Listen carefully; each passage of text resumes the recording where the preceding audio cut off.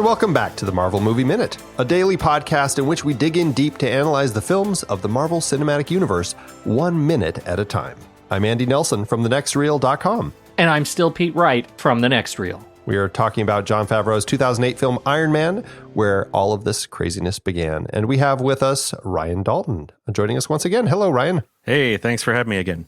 And we are digging into minute 8 today, starting with Rhodey working his new job as a cooler, apparently, and ending with a reporter calling Tony names. I love this minute. I love this minute so much. We're getting into this sequence where we start seeing and hearing so much personality from all of these people interacting one another, and we get to really get a sense of Happy as he interacts with Tony. We get Tony and some of this great, I have to assume, improv, and the relationship between Rhodey and Tony is so good. I don't blow on a man's dice. That's what you get. That's what you get. Yeah, this is the exact relationship that they had foreshadowed before, where and it's part of why I love, again, like I said before, them changing Rhodey's character a little bit, and that he can stand in Tony's face and be like, you're just a fool. Don't put this dice in my face. And yeah, it's a great dynamic, and yet they're still friends. I mean, obviously. Tony's not mad at him for saying what he's saying. He's just taking it in stride. And you know that Rhodey's going to be fine tomorrow, but he's annoyed now. And yeah, it's fun. It's so great because there is a relationship here that you can tell is both one of great friends, but also one of that has evolved into friendship from client and service provider. You know, that really, Rhodey is Tony's handler, insofar as Tony is a service provider to the military, and they have this kind of reciprocal relationship, sales relationship, where they have to. You can tell that Rhodey is also has some demands. Don't be late tomorrow. Don't be late. We have to do something, you and I together, to keep this relationship, strong. And it's evolved into a friendship, but that. Like you can get a sense of where that came from, and I think that's such a really special sort of performance tick. I can't imagine that it was as special in the script as it ended up coming off on screen between Robert Downey Jr. and Terrence Howard. I think it's just really perfect.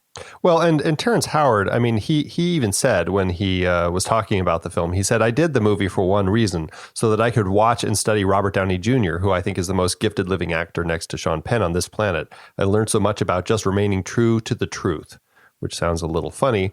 But I think that just the idea of what he's saying there speaks to kind of this sense that this is a good actor. I really want to watch him. And I think in a way it kind of comes through in the character. Like, this is a guy who wants to kind of watch Tony Stark and in a way kind of learn from him, because Tony is an interesting character and obviously has a lot to offer, even if he's not always, he doesn't agree with everything he's doing. I think it's a really interesting element of their relationship.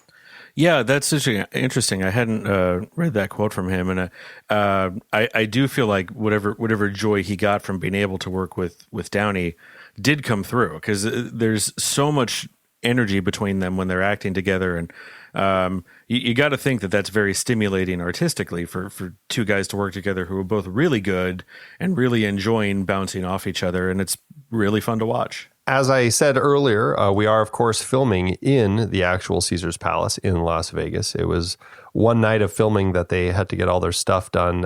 It was June 27th, 2007 is when they filmed out in Caesars Palace. And it was actually the last day of principal photography. So this is kind of the end of all the insanity. So it's kind of fun to look at their faces, and you can kind of see it in, I feel like I'm looking at it in Terrence Howard's eyes as he's looking at Tony like, this is fun. I'm glad I'm doing this crazy project with this guy. And then also they had to sort of, that would be interesting acting wise. I would think you've gone through all of this, everything else that's in the canon, yet you've got to rewind and put yourself in this earlier state of mind, and make it seamless for the audience. I find that very impressive, that it doesn't feel like something that was shot after they shot everything else.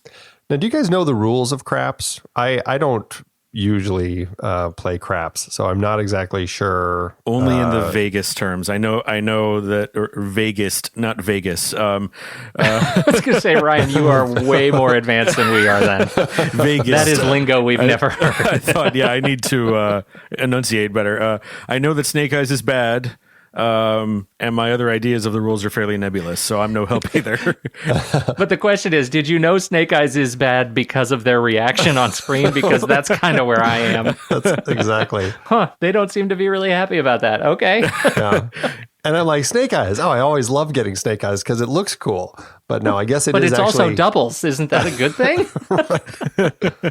But I guess in a game where, the number of what do they call the dots? Pips, right? Pips on a side of a die. The more you have, the better off you are. And so I guess with Snake Eyes, it's the lowest roll you can get. So I guess in craps, that's a bad thing. So all right, gambling here on the Marvel Movie Minute, everybody. I think if there's a gambler out there, he's going to hate me for if I'm wrong, but I think the Snake Eyes is the one kind of insta-fail roll you can make to where it doesn't matter. Like you instantly lose the bet if you roll that, I think. Well, that would make sense because Rhodey certainly is the cooler here, and he put a little curse on Tony here. That's certainly what it feels like based on my gambling instruction, which all happened in my 10th grade performance of Guys and Dolls. Roll 'em, Snake Eyes. That's about where it stops. So funny. Yeah, the blowing on the dice, supposedly helps, but maybe if Rhodey had only blown on the dice. Well, you can't have conflicting luck on the dice. I mean, oh man, so funny. This is, of course, Caesar's Palace, which was built in 1966. It's been around forever. It's kind of a staple of Vegas. And when a lot of the old casinos started shutting down, this one seemed to find its way to continue thriving, and it still is a popular casino today. Have either of you ever been to Caesar's Palace? Oh, yeah. I've been through it. I'm not a gambler, but Vegas is fun once in a while for shows and things. And I've literally only walked through it, and it's pretty impressive in person. It is. I feel, though, I missed seeing the actual Caesar that he passes by and gives his award to. Oh, which is a great segue into it. It's another little facet of Tony's personality, and we get a reinforcement of what he cares about versus what he doesn't care about, and he is completely unimpressed by awards. And I love that even when Rhodey hands it to him, he's just like, oh, okay, well, I don't have enough of these. Right. Yeah, that's the first sense. And then when he actually gives it to Caesar, render under Caesar that which is Caesar's. It's a great line for him to drop there, and a great line that showcases, a little bit of learning in history that we don't see on display as he's getting the dice blown on and gambling. And I think that's a nice touch. Mm-hmm. And this is actually a longer scene. There is an extended version of this if you watch the deleted scenes. And it's in the script as well, where they after they leave the craps table, Tony swings by a roulette wheel and he talks to Happy, and they're like, "What should I put on, red or black?" "I'm going to put all of it on red or black." And they're like, "It's $3 million, Tony."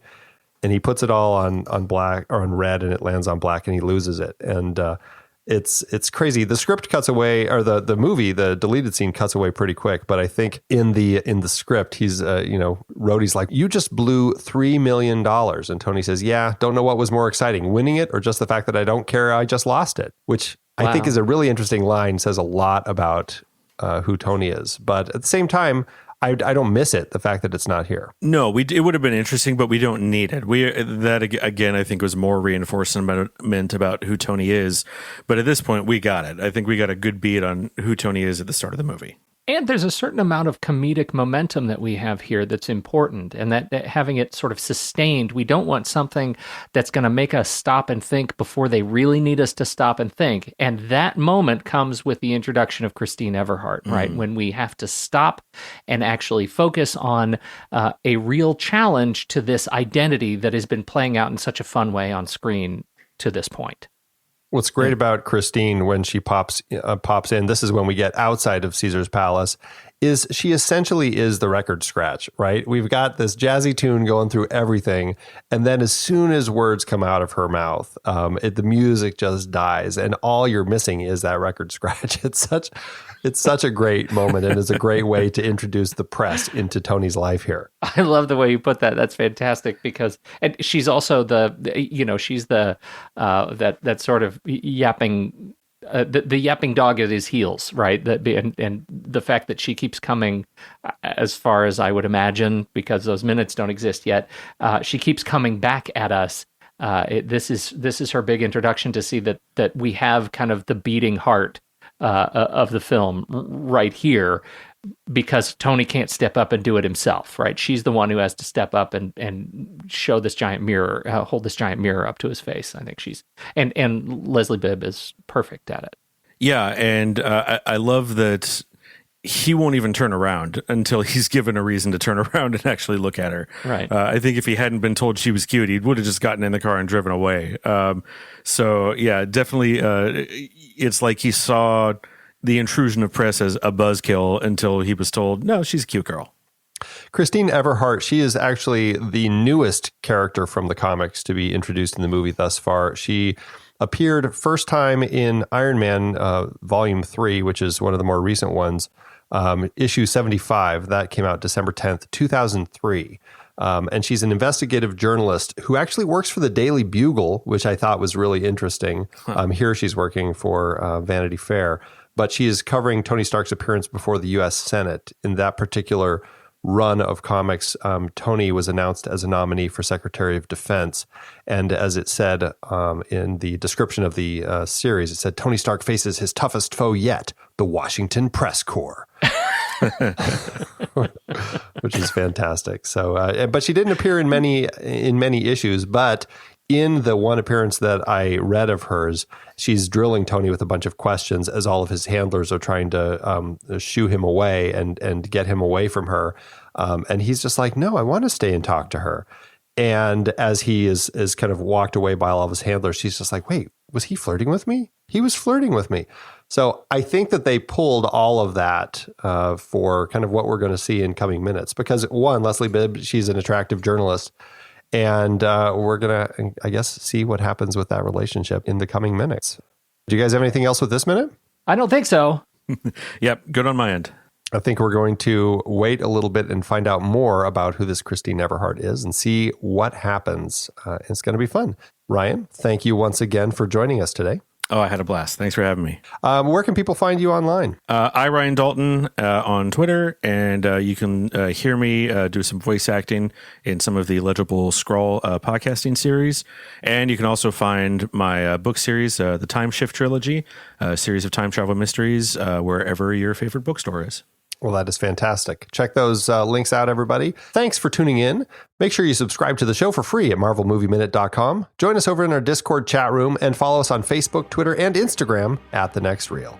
And if you like what we do and you want to support us and get some cool stuff, become a patron over at patreon.com/thenextreel. Until next time, true believers.